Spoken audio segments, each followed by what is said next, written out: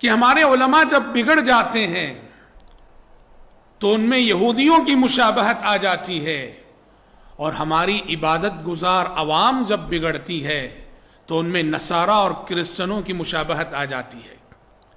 بڑی پتے کی اور گہری بات کہی ہے، جسے سمجھنے کے لیے ہمیں یہود اور نصارہ کی گمراہی کو سمجھنا پڑے گا۔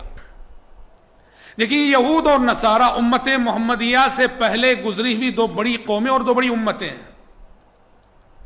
اور دونوں گمراہ ہوئی، لیکن دونوں کی گمراہی میں ایک بنیادی فرق تھا، اور وہ فرق یہ تھا، یہودیوں کے پاس علم تھا، عمل نہیں کیا انہوں نے، علم رکھ کر انہوں نے عمل نہیں کیا۔ وہ سب کچھ جانتے تھے، جان کر بھی انہوں نے عمل نہیں کیا۔ تو یہودیوں کی گمراہی بے عملی، لیکن نصارہ کے پاس عمل تھا، عبادت تھی، عمل میں خوب تھکتے تھے، خود کو تھکاتے تھے، پر ان کا مسئلہ یہ تھا کہ ان کے پاس علم نہ تھا، ان کے عمل کی بنیاد علم پر نہ تھی، نتیجے میں وہ بہت ساری بدعات، خرافات اور اوہام کے شکار ہوئے۔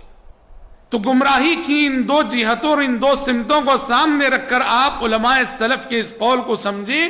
انہوں نے کہا کہ من فسد من علمائنا ففیہ شبہ من الیہود، ہمارے جو علماء بگڑتے ہیں وہ یہودیوں کی مشابہت اختیار کرتے ہیں، کہ یہودیوں کی طرح یہ علم تو رکھتے ہیں مگر عمل نہیں کرتے، اور ہماری جو عوام بگڑتی ہے وہ نصارہ اور کرسچنوں کی مشابہت اختیار کرتی ہے، کہ علم حاصل نہیں کر رہے اور بغیر علم کے عمل کیے جا رہے۔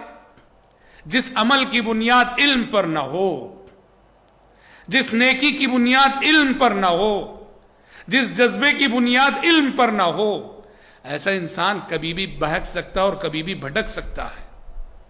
اور آج امت محمدیہ میں، امت مسلمہ میں گمراہی کی یہ دونوں جہتیں نظر آتی ہیں، علم رکھ کر عمل نہ کرنے والے وہ بھی، اور بنا علم کے عمل کرنے والے یہ بھی، اور یہ دونوں گمراہ ہیں۔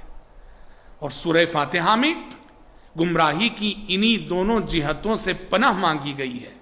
اہدنا الصراط المستقیم صراط الذین انعمت علیہم غیر المغضوب علیہم ولا الضالین، ان لوگوں کی راہ پہ ہمیں نہ چلا پروردگارا جن پر کہ تیرا غضب نازل ہوا اور جو بہک گئے، گمراہ ہو گئے۔ المغضوب علیہم وہ یہود ہیں، الضالین وہ نصارہ ہیں۔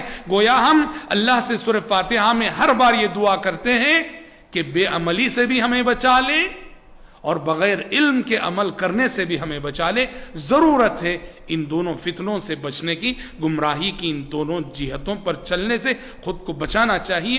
رب العالمین مجھ کہنے والے کو اور آپ سبھی سننے والوں کو سلف کی اس عظیم نصیحت پر عمل کرنے کی توفیق عطا فرمائے، آمین۔